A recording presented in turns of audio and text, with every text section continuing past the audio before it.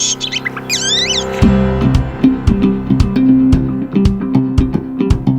right, everybody, we're back here in Jackson, Mississippi. We're back here to look at what all progress has been made. We need to get this house rented as quickly as possible, so I'm excited. So I got Gray Hall with me, and I have Craig Bingston. So y'all ready? We're ready, man. We got some good weather today. Last time we were here, it was raining. Finally got some sunshine, so. It makes everything better when the sun's out. Yeah, it does. So Craig, let's talk a little bit about we were here on the 3rd. The contractors were bringing things in to start working. Started on the 4th. They got a really big head start on the work. Got a lot of the cosmetic stuff done. So we kind of stalled about 3/4 of the way through with a change order we made. So we stalled probably 5 business days getting that estimated and approved and got them back to work. So we did get it done on Wednesday this week, which would have been the 9th. So just over 30 working days to get this house done. And that's good. I mean, we started like 2 days, 3 days after we closed, and that's what you want to aim to do. So using that time, kind of that clear to close time to prep for that, get your contractors, get your scope right, and then your team was able to get it done relatively quickly. I mean, it's about a $30,000 rehab that took probably about 30, maybe 35 days. And so pretty good for what we're kind of seeing right now, so kind of pleasantly surprised, and just kind of with the timing, because we want to be sensitive to the vacancy and the hold costs when you're doing this type of renovation before you get it rented. We've been inside. We believe this house is rent ready the way it is, but we are going to have somebody come in. They're going to do some touch up, and then we're going to have it deep cleaned and get it really ready to put on the market. So we're going to walk you through that process as well, and just let you know how long it's taking us to get this property rented once it does go on the market. We just want to point out a few things that have happened out here. Now, we did have a kind of a scare because the shed that we love, that we were so excited about, that we wanted to turn into a CrossFit gym, was almost a code violation. Correct. But they removed the power to it, left the power up inside there, and it's just a storage shed now. Yeah. Okay, well, that's not too bad. It's a great storage shed. We talked about that. They removed the trellis that was over near the fence. They repaired the fence in a couple of different places, so no way dog's gonna get out of here now. Touch-up paint on the exterior of the house, kind of touched that up. I think they cleaned out the gutters, so overall looking good. The kind of one thing that we talked about this in the first video, and still hasn't been addressed, and we'll show some shots of this, is just the water sitting. And so the way that this yard is, there's kind of a slope, and it's almost like from the fence it all comes down, and we're seeing this water settle here. Not like an immediate issue we've got to fix right now, but if you've got kids, if you've got pets, just imagine pets coming out here and they come into your house, everything's going to be dirty. So we talked about last time about a French drain that needs to be dug in, and it's got to probably go outside the front of the house. I think we've gotten a lot of rain recently. We have gotten a lot of rain, but it's still troubling to see how much water is retaining here. I'm just wondering if we need to get some, when they do the French drain, to get a little bit extra soil to get a little slope or grade in the backyard here, just to get it to that point over there where we can drain it out to the front ditch, to where it's not an issue. So these are just, problems, and they present themselves in different ways. This is why last time we talked about trying to view the house when it's, rain and just kind of different conditions, but we're just seeing water hold in different areas now, where it used to be kind of up close. Yeah, it was really kind of a small area. It was a small pool, and now we got the big pool back there. So we have the shallow end, we have the deep end of the swimming pool. We got the hot tub, and then the Olympic sized pool back here. So, and it is amazing how fast this will drain out once they get the French drain in here. It'll stay. So how much is that going to cost us? $1,200 to $2,400, depending on. I like the $1,200 number. I like $1,200 number is the best. It's only a 100% difference between the prices there. I love contractors. It's between $1,000 and $20,000. Yeah, somewhere in there. So, okay. But still good sized backyard. Still really kind of like that. Glad that the fence has been shored up, and exterior looks good to go. I mean, I'm pleasantly surprised. I think we didn't do too much work out here, but just kind of cleaned it up a little bit, fixed some of the safety concerns with the fence, and then we'll get this drainage issue corrected, and this will be a good solid backyard. This is totally different than when we were here a month ago. It is lighter, it is brighter, it looks modern. I was very impressed. I was just looking through some before photos because it's hard to remember what it looked like. You come in, this is kind of a new reality, but obviously the paint is different. Matthew will be happy. The fan has been cleaned.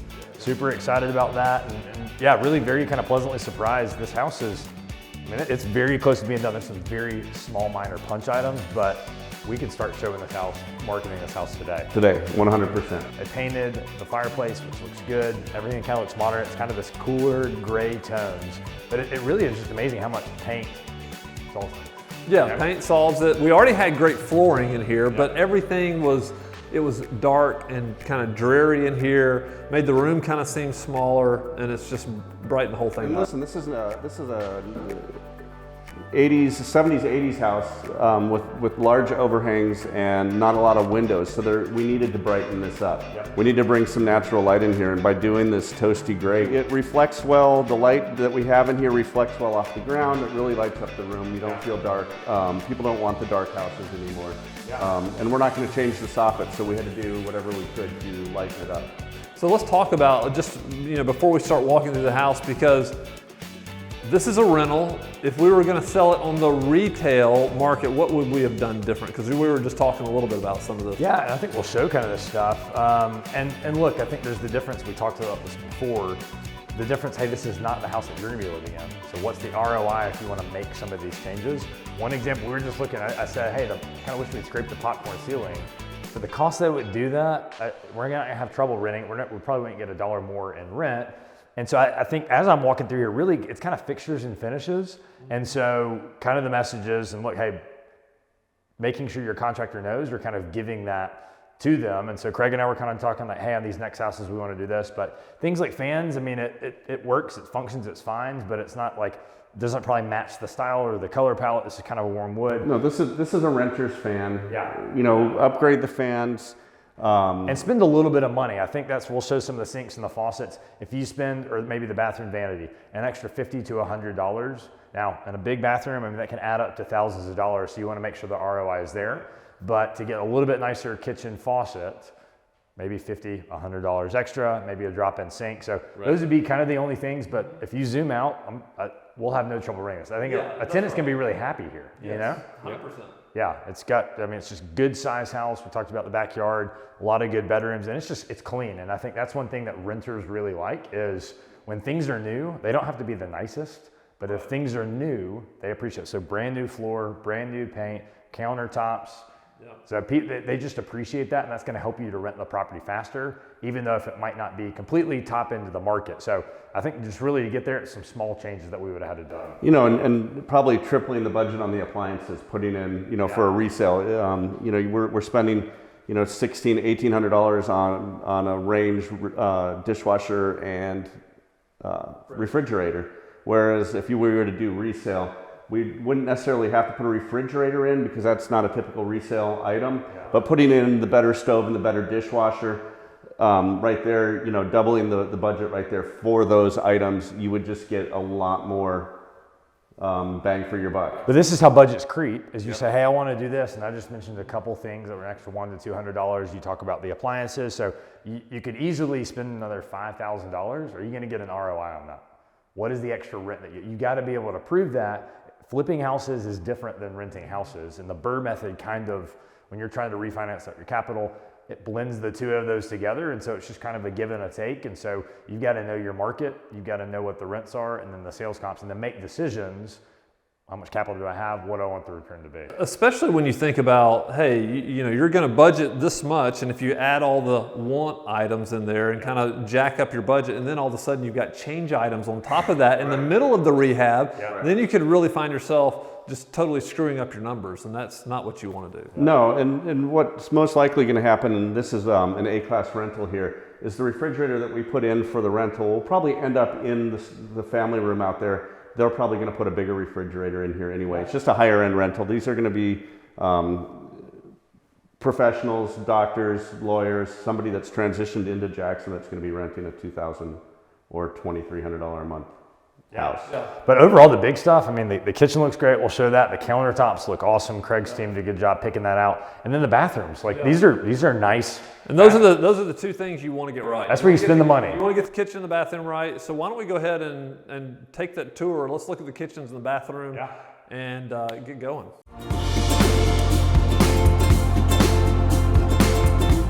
Overall, kitchen looks really clean.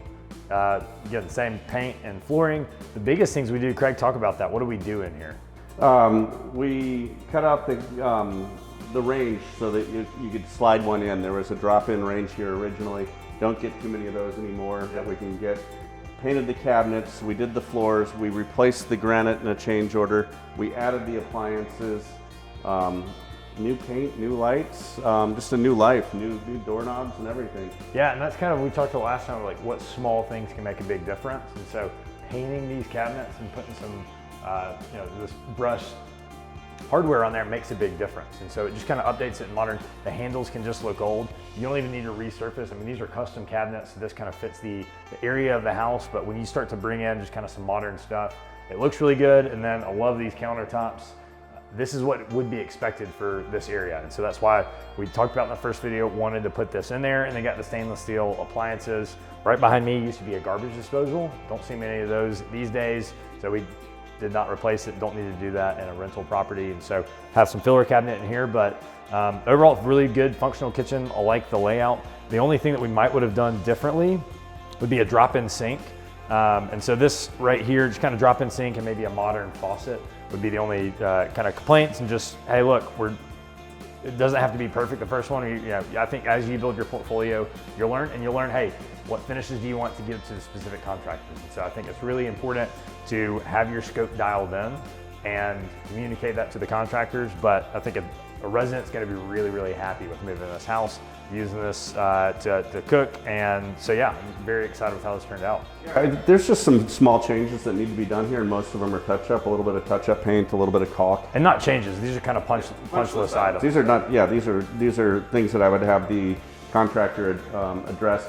Just even running your hands over the top of the counters, you feel a little bit of dirt, but you don't see that. But it's just little things like that that need to be changed and finished before we move on to the next job. And Craig was just live texting the contractor, so we'll get these knocked out. I mean, it's overall all pretty good, and I'm very pleasantly surprised with the product. I think this is more than pretty good when it comes to a renovation here in Jackson. I know. I was shocked when I came here. So yeah, we're excited how this turned out. All right, here we are now. This room is a phenomenal before and after. This was the wood paneling room. Yep. You're gonna run into a lot of this in this kind of era of house. And so it was this beautiful wood paneling that's just a little bit out of style. Out of style, out of date. So to address that, they do have to prime the walls first, then paint them for the paint to stick, or you can just go up there and just kind of scrape it off with your thumbnails. So they just had to, a couple two-step processes, probably in this room and in the red room. This is the second biggest transformation of a room, I think, is this room right here, and that's why we're showcasing it a little bit. And then the bathroom across the hallway. Mm-hmm. So what do we do in the bathroom? So we ended up putting a subway tile shower surround in there. Okay. We left the tub as is, but it looks really good. It looks kind of modern. I mean, these are the things that residents want, and they want to be proud when they're living in a house. And I definitely think the whole bathroom, we got a new vanity in there, and so it's kind of nice, new. It feels fresh. It feels clean. It's bright. So excited with how that one turned out. I think the residents. Because that's a big deal. Like people are going to go straight into the bathroom to check it out to make sure. Yep. Especially that's the bathroom that when you have guests over, they're going to use. So that's right. Show it off. We did a little half bath off of the family room, which is that's not where the guests are going to go. That's where the kids are going to go when they're watching movies. Mm-hmm. And then there's a nice big master bedroom down here that we'll walk through, or they'll walk through and show us what's been done there. This house will 100% sell it on 3 spaces, I think, or 4 spaces. Master closet, guest bathroom, family and kitchen. Just really great areas. The main spaces where people are living. Yep. And everything else looks great too, but I mean, a family's going to walk in here and go, this is the house we want to rent.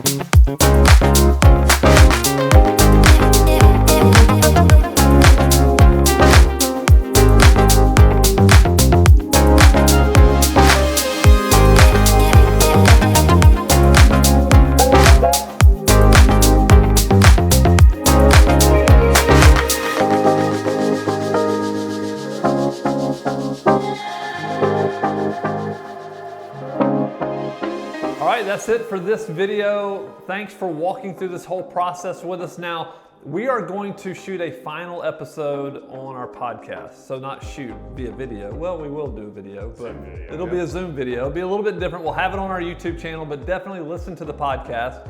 We're gonna walk through all the numbers, show you exactly the holding cost, everything, how long it took us to get it rented, what we rented it for, how much it cost us to rent it, because we're gonna pay a leasing fee, a management fee, all those types of things. So we just want to encourage you, subscribe to the YouTube channel if you hadn't already, subscribe to the podcast, leave us a review.